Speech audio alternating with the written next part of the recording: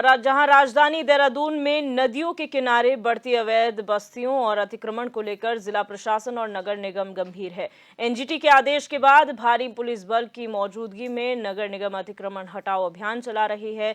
हल्की नोकझोंक के बीच निगम की टीम ने ध्वस्तीकरण की कार्रवाई को अंजाम दिया।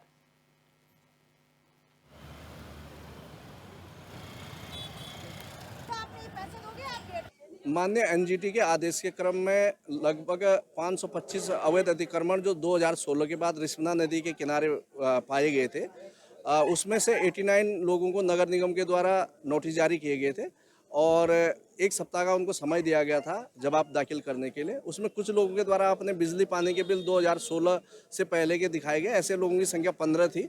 बाकी शेष जो 74 लोगों को नोटिस दिया गया था उनके द्वारा कोई साक्ष्य नहीं दिया गया। तो आज उसी के क्रम में उन लोगों के विरुद्ध ये अतिक्रमण हटाने की कार्रवाई की जा रही है और कई लोगों के द्वारा स्वतः भी अपना अतिक्रमण हटाया गया है। जैसा कि एक पिटीशन पड़ी थी और जिसमें माननीय एनजीटी के कुछ निर्देश प्राप्त हुए थे, जिसमें जो नदी में जो अतिक्रमण हुआ है उनको चिन्हित करके हटाने का जो निर्देश प्राप्त है, उसी क्रम में एक संयुक्त टीम बनी थी नगर निगम की, रेवेन्यू की, एमडीडीए की, इरिगेशन की। तो जो चिन्हित हुए अतिक्रमण 2016 के बाद जिन्होंने अतिक्रमण किया है वो चिन्हित कर रखे हैं और उनको नोटिस भी दिया गया है विधिवत, और जिन्होंने नहीं हटाए तो उनके बाद उनको नोटिस के बाद पूरा समय देने के बाद हम जो टीम है जिसमें प्रशासन है, नगर निगम की टीम है, वो अतिक्रमण जो चिन्हित है और जिनके पास कोई विधिक कागज़ नहीं है उनको हटाने का काम कर रहे हैं।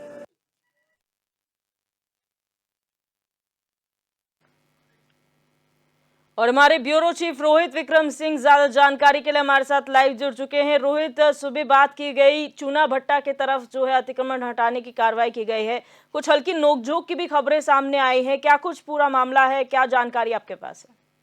देखिए दिव्या, जब जिनका आशियाना टूटेगा तो निश्चित तौर पर इससे बड़ा दुख और कोई नहीं हो सकता है। ऐसा आशियाना जिनमें कोई 40-40, 50-50 साल से रह रहा है, जिनमें उनके जीवन की यादें जुड़ी हैं, जिसमें उनके बच्चों ने जन्म लिया, उनके बच्चों का उसी घर से विवाह हुआ, उसके बाद उनके बच्चों के भी बच्चे हो गए। तो ऐसे में बहुत सारी यादें, अपने बच्चों की किलकारियाँ, अपने नाती पोतों की किलकारियाँ जिस घर में गूंजती हों, उस घर को बुलडोजर से तहस नहस कर दिया जाए तो निश्चित तौर पर बहुत दुख होता है। और जहाँ तक बात रही नियम कानून की, आज जो हमने तस्वीरें देखी और अपने दर्शकों को दिखाई, ये तस्वीरें बहुत सारा कंफ्यूजन क्रिएट कर रही हैं। एक तरफ तो कहा जा रहा है कि मार्च 2016 के बाद से जो मकान बने हैं उनको ध्वस्त किया जाएगा, लेकिन आज जब हमने तमाम ऐसे पीड़ित लोगों से बातचीत की तो आपने भी सुना और दर्शकों ने भी सुना कि जो 40-40 साल से रह रहे हैं, 55 साल से रह रहे हैं, उनके मकान को ध्वस्त कर दिया गया। आखिर मकान तोड़ने का मानक नगर निगम ने क्या फिक्स किया है, मकान क्यों तोड़ा गया? बहुत सारे ऐसे लोग थे जिन्होंने कहा कि हम तमाम शासकीय अधिकारियों से मुलाकात करके आए, उन्होंने कहा कि आपके मकान को कुछ नहीं होगा, लेकिन जब उन्होंने इसी वजह से उन्होंने सामान भी खाली नहीं किया। लेकिन जब मौके पर बुलडोजर पहुंचा तो 10 मिनट का समय भी उन्हें नहीं दिया गया। ये कहा गया कि आपके मकान को तोड़ा जाएगा। 10 मिनट सामान निकालने का समय भी नहीं दिया। बहुत सारे ऐसे लोग थे जिनके फर्नीचर, घर का सामान, उनके बर्तन, उनकी टीवी, फ्रिज और तमाम ऐसे सामान थे, वो मलबे के नीचे दब गए। बहुत सारे ऐसे लोग हैं जिन्होंने अपने कुछ पालतू जानवर पाल रखे थे, वो पालतू जानवर तक मलबे के नीचे धस गए। यानी कि बहुत ही अमानवीय चेहरा जो है यहाँ पर प्रशासन का देखने को मिला है। और निश्चित तौर पर एक बहुत बड़ा सोचनीय प्रश्न है कि जिन नुमाइंदों ने अभी तक अपनी राजनीतिक रोटी सेकी, अपने राजनीतिक लाभ के लिए इन तमाम लोगों को बिजली की सुविधा उपलब्ध कराई, पानी की सुविधा उपलब्ध कराई, उनका बाकायदा बिल आता है यूपीसीएल से, जल संस्थान से, इसके साथ ही सीवर लाइन तक वहाँ बना दी गई, उनका आधार कार्ड बन गया, उनका वोटर पहचान पत्र बन गया, वो मतदाता हैं, चुनाव में मत देते हैं। ऐसे मतदाताओं को जब उनका आशियाना छीन लिया जाए तो कितना दुख वाली बात है, हम आप समझ सकते हैं। और ऐसे में इन नुमाइंदों की अगर हम बात करें तो चुनाव में ये बड़ी बड़ी बातें करते हैं, हर समय आते हैं, अपना वोट बैंक साधने का प्रयास करते हैं। और मलिन बस्तियों में रहने वाली जनता ऐसी जनता है दिव्या, शायद मध्यम वर्गीय परिवार जो है वोट देने ना जाता हो, या फिर जो रसूखदार है वोट देने ना जाते हो, लेकिन निम्न वर्ग के लोग जो है ये लोकतंत्र के इस पर्व में सबसे ज्यादा प्रतिभाग करते हैं। और इसी वोट की राजनीति के तहत इन लोगों को छलने का प्रयास यहाँ पर राजनेताओं ने किया है। आज जब उनके आशियाने तोड़े जा रहे थे तो कुछ छुटभैया नेता से लेकर कोई बड़ा नेता तक या फिर पार्षद से लेकर विधायक या फिर कोई और नेता वहाँ पर नजर नहीं आया। और इन लोगों का यही कहना है कि इन लोगों के कहने पे या इन लोगों के दिलासा देने के बाद हमने यहाँ पर मकान बनाया। 40-40, 45-45 साल हो गए, राज्य गठन से पहले से वो लोग वहाँ पर रह रहे हैं। जब उनकी शादी हुई वो जवान थे, आज वो बूढ़े हो गए, उनके नाती पोते हो गए, और ऐसे में सिर्फ 10 मिनट की मोहलत देकर मकान को तोड़ दिया जाता है। और क्या मानक रहे आज तो हम भी ये समझ नहीं पाए, क्योंकि 2016 के बाद मकान तोड़ने की बात कही जा रही थी और ऐसे में 55 साल पुराने मकानों को ध्वस्त कर दिया गया। तो ये मानक भी समझ से परे हैं। फिलहाल आज की कार्रवाई की बात करें तो हमें ये भी सूचना मिली कि काठ बंगला एक इलाका पड़ता है सहस्त्रधारा से आगे की तरफ साईं मंदिर के पीछे, वहां से भी पीछे का इलाका जो है मलिन बस्ती का इलाका लगता है, जहां हजारों की संख्या में लोगों ने अपने पक्के मकान बनाए हुए हैं।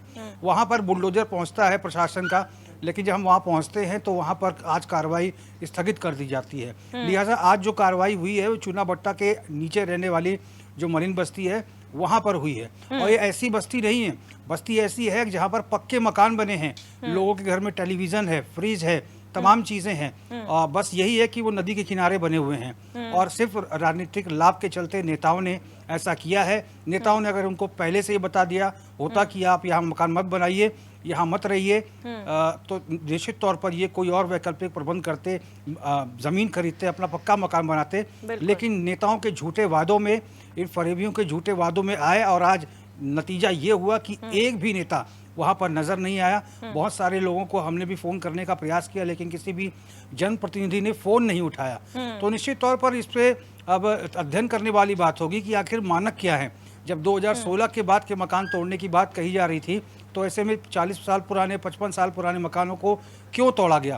आखिर इसकी जिम्मेदारी और जवाबदेही किसकी होगी? फिलहाल आज की कार्रवाई की बात करें तो कुल 27 से 28 मकानों के ध्वस्तीकरण का कार्य हुआ है। अब ये कार्य जो है आगे भी चलता रहेगा। अच्छा रोहित, आपने कहा एक कंफ्यूजिंग स्थिति है यहाँ पर बनी हुई है। जो घर 2016 के बाद बने हैं उन्हें ध्वस्त करना था, लेकिन 40 साल पुराने घर भी ध्वस्त किए गए हैं। जब चिन्हीकरण किया जा रहा था उस वक्त क्या डॉक्यूमेंटेशन चेक नहीं हुआ था? क्योंकि जाहिर सी बात है, अगर इलीगल है तो रजिस्टर्ड तो नहीं होंगे। फिर किस बेसिस पे सिर्फ कह देने से कि ये 2016 में बना है या कह देने से ये 40 साल पुराना बना है और आपने मान लिया, फिर तो सवालिया निशान अधिकारियों पे भी खड़े होते हैं।